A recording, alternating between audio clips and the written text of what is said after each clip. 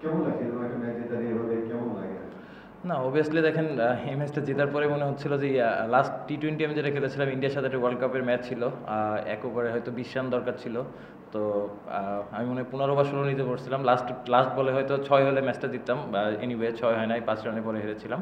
তো এটা আমার কাছে সবসময় একটা জিনিস বড় থাকে যে ওয়ার্ল্ড কাপের মতো এরকম সময় ওই ম্যাচটা আসলে যদিও ২০ রান লাগতো, ২০ রান অনেক রান, বাট তারপরে অনেক ক্লোজ গিয়েছিলাম।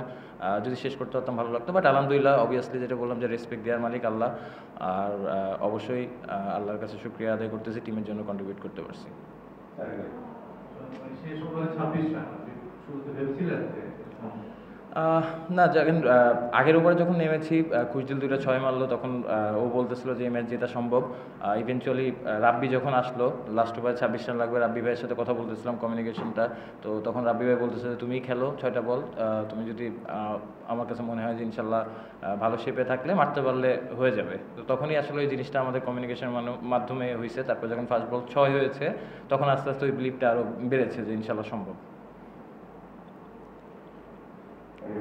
অস্ট্রেলিয়ান ইন্টারভিউতে যে ঘটনাটা আপনি যে নামকে জিজ্ঞেস করলো না যে একটা দেখা দিয়েছে, আপনারও কি কিন্তু কনফিউশন ছিল কি আপনার মনে হচ্ছে যে আপনি আউট হয়ে যেতে পারেন? নর্মালি সে এরকমই হয় আর কি। না, অবভিয়াসলি দেখেন ওই সময়টা যেটা হয়েছে কোনো ইন্টেনশনালি কোনো কিছু করা হয় নাই। জিনিসটা আমিও রান নেওয়ার জন্য যাচ্ছিলাম। আর আমি চাচ্ছিলাম ওই সময় স্ট্রাইকটা নিতে। তো অবভিয়াসলি যেহেতু আমার সামনে এসেছে এবং আম্পায়ার যেটা বলেছে যে যার ক্যাচ হয়তো সে আউট, মানে সে আউট হবে। যদি বলটা মাটিতে থাকতো হয়তো মানে জিনিসটা অন্যরকম থাকতো। এয়ারে ছিল যেহেতু ক্যাচের অপশন ছিল এতে, বাট আমার কাছে মনে হয় যে আমি আমার ওয়ে চেঞ্জ করি না। আমি যে ওয়েতে ছিলাম, ওয়াইড ছিলাম, ওই ওয়েতেই আমি সোজা গিয়েছি ১ রানের জন্য। শেষ দুই বলে কি চলছিল, মানে অফসাইড পুরোটা খালি করে দিয়েছিল, আর লাস্ট বলে লেগে পিছনে দিয়ে কোনো ফিল্ডার ছিল না। যখন এক বলে ২ রান লাগতো তখন দুই দুই নেওয়ার পরিকল্পনা ছিল নাকি বড় শট খেলারই পরিকল্পনা ছিল? না, বড় শটের পরিকল্পনা ছিল যে অবশ্যই আল্লাহর উপর বিশ্বাস রেখে যেটা হবে যে আমি ওইটাই চাচ্ছিলাম যে ১-২ ওইরকম কিছু না, যাতে যদি আমার জোনে পাই তাহলে ওভার বাউন্ডারি মারবো বা বাউন্ডারি হোক, এই অপশানেই যাচ্ছিলাম। ম্যাচের শেষে একটা ঘটনা একটু উত্তেজনা দেখলাম, এটা যদি বলতেন যে কি?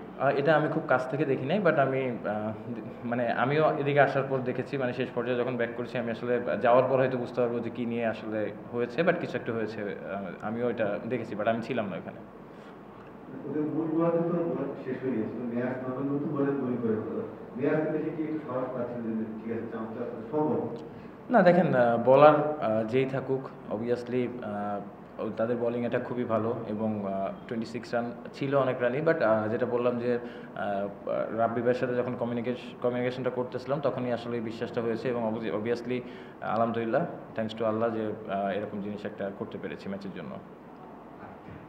নাহিদ জানাকে গত ম্যাচে পরে কথা হয়েছিল আসলে, যে আসলে তাকে নিয়ে আপনার ওয়ার্কলোড ম্যানেজমেন্ট নিয়ে আসলে খুবই টায়ার্ড মনে হচ্ছে। গত ম্যাচে তার পেস মানে 140 নিচে ছিল ক্রমাগত, আজকে তো খুবই ক্লান্ত মনে হচ্ছে। না, এটা অবভিয়াসলি আমরা ওইভাবে চিন্তা করছি কোচ ম্যানেজমেন্টের সাথে কথা বলে। যেহেতু আমাদের পেস বোলিং ব্যাকআপ আছে, তো আমরা অবশ্যই চেষ্টা করবো যাতে ঘুরায় ঘুরায় সবাইকে খেলানো যায়।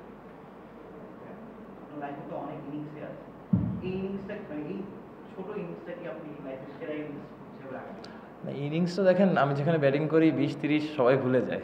এটা নতুন কিছু না, এটা এরকম কিছু না, বাট হ্যাঁ অবভিয়াসলি সবথেকে বড় যে জিনিসটা টিমের জন্য কন্ট্রিবিউট করতে পারতেছি, এটা আলহামদুলিল্লাহ। এবং হ্যাঁ অবভিয়াসলি যেহেতু টিম জিতাতে পেরেছি, one of the best innings আমার। এই ম্যাচে মোটামুটি সবই ছিল, দুই দলের ক্রাউডও ছিল, ২০০ কাছাকাছি রান, তারপর হচ্ছে ওভারে ৩ উইকেট, অফটা কিংগাপি উত্তেজনা, তারপর আপনার ৩০ রান দিলেন যে ফিনিশিং। আইপিএল এই ধরনের আমরা ম্যাচ দেখি অনেক সময়, চেন্নাই মুম্বাইয়ের মধ্যকার যে লড়াইটা, সেটাকে আমাদের বিপিএল এ রংপুর আর বরিশালের মধ্যে কিনা না, এরকম একটা কিছু হতে যাচ্ছে কিনা, আর এটা ক্রিকেটের জন্য কত ভালো একটা টুর্নামেন্টে যখন এই ধরনের ম্যাচ হয় দর্শকরা উপভোগ করবে। না, অবভিয়াসলি দেখেন রংপুর এবং বরিশাল, ওদের যে ক্রাউড আছে অবভিয়াসলি তাদের ক্রিকেটের প্রতি ইমোশন অনেক। আমি জানি যে হয়তো বরিশাল থেকে অনেকে এই খেলা দেখার জন্য এসেছে, at the same time Rangpur থেকে অনেকে ট্রাভেল করে এসেছে এই খেলা দেখার জন্য। তো অবভিয়াসলি প্লেয়ার হিসেবে আমাদের দায়িত্ব, রেসপন্সিবিলিটি মাঠে আমরা কীভাবে তাদের এন্টারটেইন করতে পারতেছি এবং তারা কতটুকু মজা পাচ্ছে। অবভিয়াসলি দেখেন বাংলাদেশের ক্রাউড অনেক বেশি ইমোশনাল ক্রিকেটের উপরে।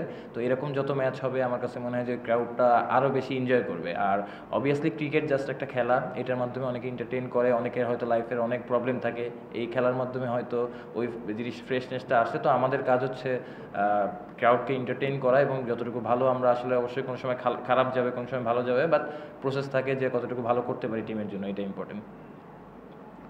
সোহান, একটা হচ্ছে বাইরের প্রশ্ন করি, সেটা হচ্ছে না কোনো কিছু শান্ত হচ্ছে যে টি-টোয়েন্টি যতটুকু ছেড়ে দিয়েছে, আর সবথেকে প্রশ্নটা করার কারণ হচ্ছে আশরাফুল ভাইয়ের সাথে কথা বলবো, উনি বলছিলেন যে টি-টোয়েন্টিতে আপনাকে একটু অধিনায়ক হিসেবে চাচ্ছেন। এখন যদি বোর্ড যদি আপনাকে অধিনায়ক হিসেবে চায়, তাহলে আপনি কি প্রস্তুত কি যাবে, আপনি কি চাচ্ছেন?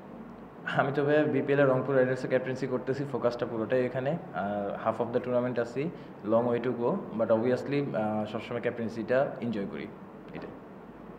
থ্যাংক ইউ ভাই।